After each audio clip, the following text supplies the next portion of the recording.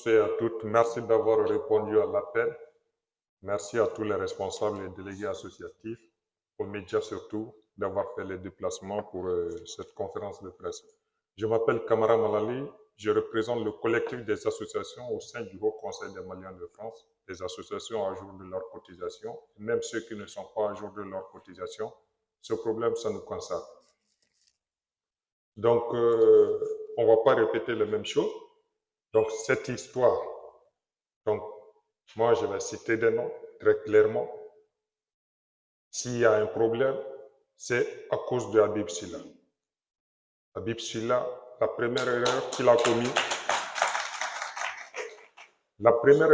commise, c'était de reconnaître le bureau de Dalat depuis le 15 juillet 2024, or que le bureau n'était même pas déjà mis en place. Ça, c'est l'erreur numéro 1. L'erreur numéro 2, il a exigé à Demba Diabira de faire la passation du pouvoir avant le 1er novembre 2024. Donc, il faut que Habib Silla comprenne que ce n'est pas lui qui décide au niveau du Haut Conseil des Maliens de France, c'est les Maliens de France qui décident.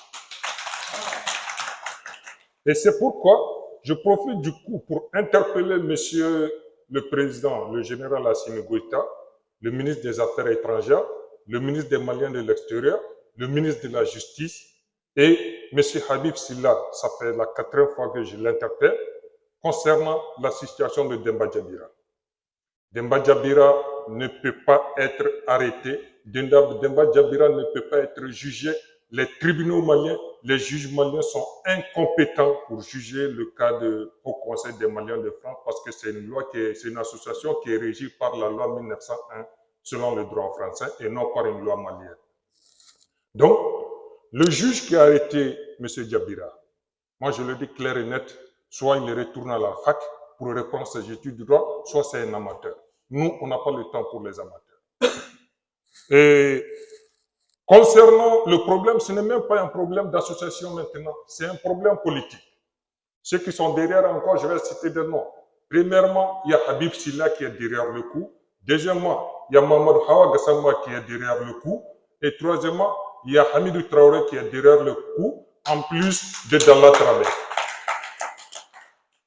Mohamed Hawa Gassama est venu ici avec une somme avoisinant entre 30 000 à 40 000 euros. On m'a appelé à 5 reprises pour amener mes associations pour qu'ils puissent financer les cotisations. J'ai dit non, moi j'ai déjà un choix.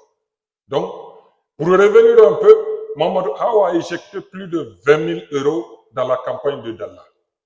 Et ces 20 000 euros, Mohamed Hawa et Hamidou Traoré et Habib Silla ont financé cette campagne. Donc, ils comptaient sur l'argent, c'est-à-dire les 70 000 ou les 80 000 euros dont ils disent.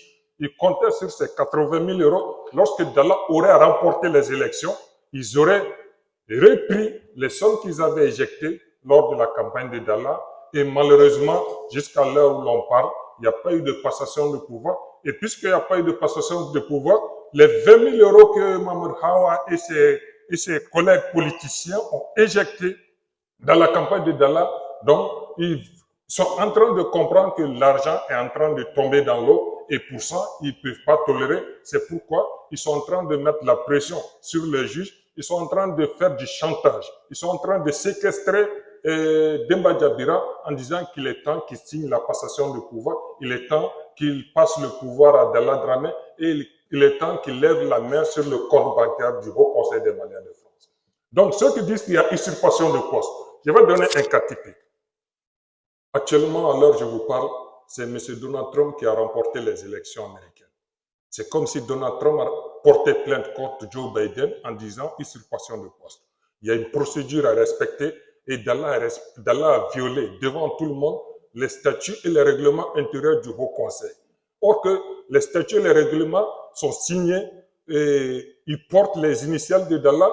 Ils ont été déposés au niveau de la préfecture de Bobigny par Dalat et Dalat revient encore pour violer les statuts et c'est ce que nous, au niveau du collectif des associations, on exige à ce que le respect des textes, le respect des statuts et des règlements intérieurs soit respecté. Si ce n'est pas le cas, personne ne va faire une passation de pouvoir.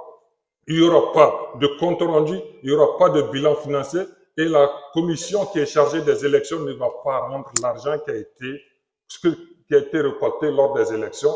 Merci encore une fois, excusez-moi. Donc le temps est trop serré. Donc le combat ne fait que continuer.